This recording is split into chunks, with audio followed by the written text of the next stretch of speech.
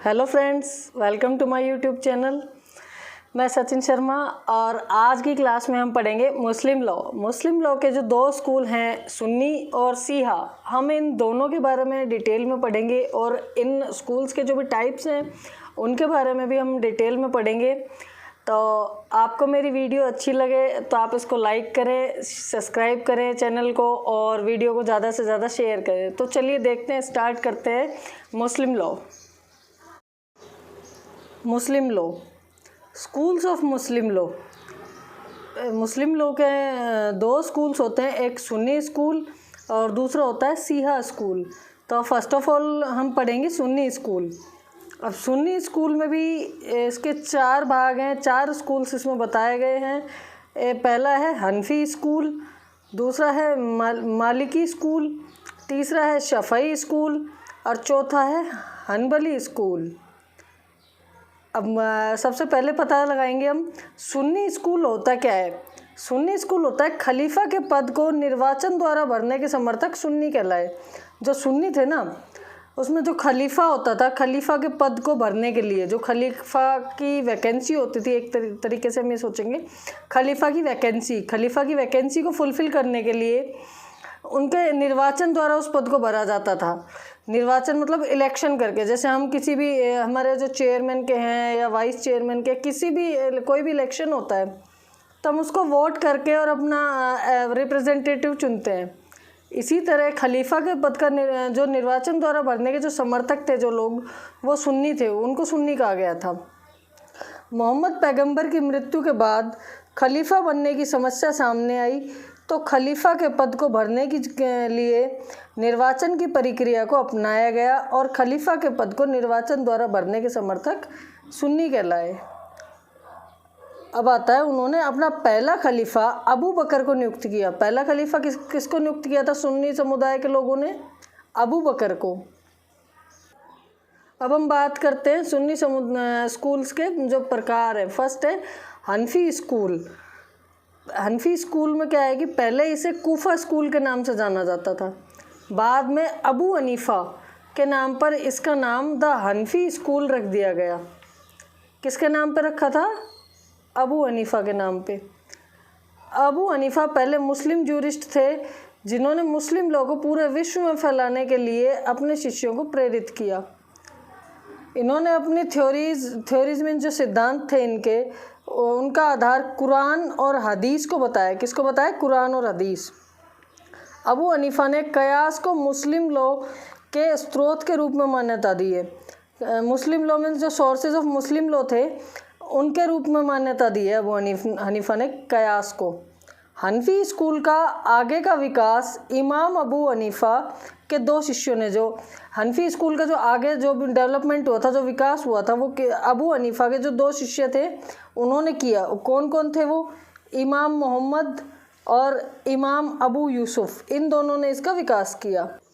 Second आता है मालिकी school. मालिकी school में क्या है, इसके प्रवर्तक इमाम मलिक थे। इमाम मलिक द्वारा लिखी गई पुस्तक किताब-ए मुक्ता, कौन सी पुस्तक लिखी थी? किताब-ए मुक्ता, मोस्ट ऑथोरेटिव बुक ऑफ हदीस। हदीस की सबसे ज़्यादा ऑथोरेटिव बुक थी ये। इन्होंने अपने सिद्धांतों का आधार कुरान व हदीस को बताया। इन्होंने भी कुरान और हदीस को अपने सिद्धांतों का आधार बताया और इन्होंने भी कयास को ही मुस्लिम लॉ के स्रोत के रूप में मान्यता दी है। It means he also gave affiliation to Qiyas as a source of Muslim law. मालिकी विचारधारा के अनुयायी भारत में नहीं पाए जाते। जो मालिकी विचारधारा है उनके अनुयायी भारत में नहीं पाए जाते हैं। The followers of Maliki school are not found in India. Next one is Shafi'i विचारधारा, यानी कि शफ़ई स्कूल। इसके संस्थापक अश-शफ़ी थे। अश-शफ़ी ये कुरान के बाद सुन्ना को विधि का स्रोत मानते थे, इसलिए इन्हें सुन्नत का खिताब मिला। कौन सा खिताब मिला? सुन्नत का खिताब। इस संप्रदाय में इज्मा को अत्यधिक महत्वपूर्ण बताया गया था। किसको अधिक महत्वपूर्ण बताया गया था इस समुदाय में? इज्मा को। कयास के लिए सर्वप्रथम नियम निर्धारण का कार्य इसी संप्रदाय द्वारा किया गया था। जो लॉज बनाए थे, जो नियम बनाए थे, वो इसी समुदाय ने बनाए थे, इसी संप्रदाय ने। नेक्स्ट है हनबली विचारधारा, यानी कि द हनबली स्कूल। इसके प्रवर्तक अबू अनबल थे। इस विचारधारा के अनुसार कयास को विधि के स्रोत तभी मानना चाहिए जब उसकी आवश्यकता हो। इट मीन्स उसकी नीड हो, तभी हम उसे विधि का स्रोत मानेंगे। And the followers of Hanbali school are found in Syria, फ़लस्तीन एंड सऊदी अरेबिया। इसके अनुयायी कहाँ मिलते हैं? सीरिया में, फ़लस्तीन में और सऊदी अरेबिया में। अब हम बात करते हैं शिया स्कूल्स की। तो शिया स्कूल में क्या होता है? खलीफा के पद को उत्तराधिकार के आधार पर नियुक्त करने वाले मुसलमान शिया संप्रदाय कहलाए। उन्होंने अली को अपना प्रथम खलीफा चुना। किसको चुना था? अली को। सुन्नी समुदाय में क्या होता था? निर्वाचन के द्वारा, और शिया समुदाय में उत्तराधिकार के द्वारा।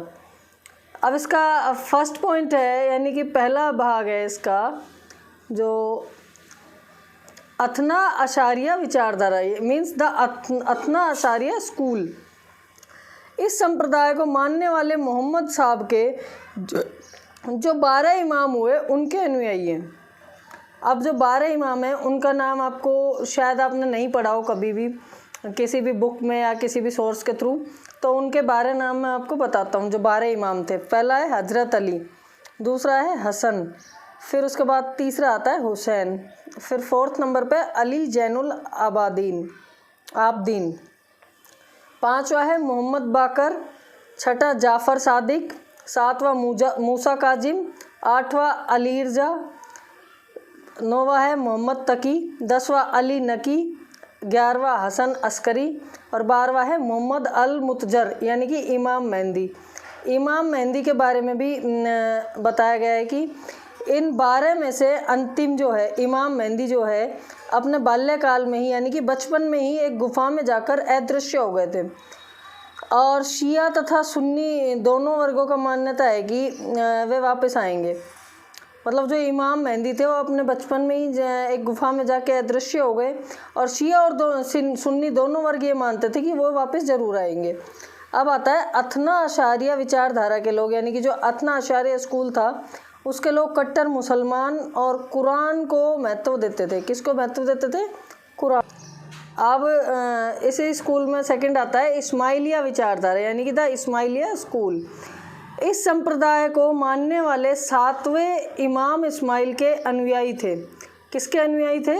इमाम इस्माइल के, जो इस संप्रदाय को मानते थे। इनको सप्त इमामी संप्रदाय भी कहा जाता था। दूसरा क्या नाम कहा जाता था? सप्त इमामी संप्रदाय। फिर इसमें थर्ड आ जाता है जैदिया विचारधारा, जो शिया स्कूल का तीसरा पॉइंट है, तीसरा स्कूल है वो आ जाता है, तीसरा और आखिरी जैदिया विचारधारा, द जैदी स्कूल। इंग्लिश में इसको कहते हैं द जैदी स्कूल। इस संप्रदाय के संस्थापक चौथे इमाम जैद थे। कौन थे इसके संस्थापक? इमाम जैद। मूलतः ये कहाँ पाए जाते थे? जैदी स्कूल के, जैदी विचारधारा के लोग यमन में पाए जाते थे। कहाँ पाए जाते थे? यमन में। इसी के साथ हमारी वीडियो कंप्लीट हुई। और फ्रेंड्स, इसकी PDF आपको डिस्क्रिप्शन में मिल जाएगी। अगर आपको ये वीडियो पसंद आई हो, अच्छी लगी हो और आपको इससे कुछ सीखने को मिला हो तो प्लीज़ वीडियो को लाइक करें, ज़्यादा से ज़्यादा शेयर करें और चैनल को सब्सक्राइब करें। Thank you.